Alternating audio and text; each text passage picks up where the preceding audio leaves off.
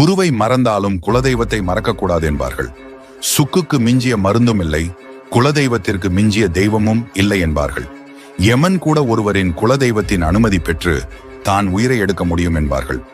வாழ்வதற்கு காற்று எப்படி முக்கியமோ அதுபோல குலம் தழைக்க குலதெய்வம் முக்கியம் என்பார்கள்.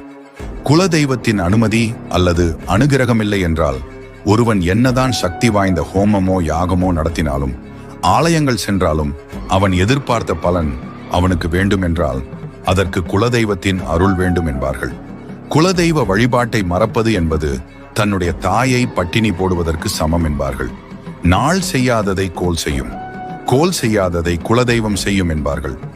உங்களுக்கு இஷ்ட தெய்வங்கள் 1000 இருக்கலாம், ஆனால் குலதெய்வத்திற்கு அடுத்துதான் அவையெல்லாம் மற்றவை என்றும், குலதெய்வத்தினை விட உயர்ந்த தெய்வம் இங்கு எதுவும் இல்லை என்றும் இவ்வாறு பல பழமொழிகள் இங்கு இருக்கின்றன.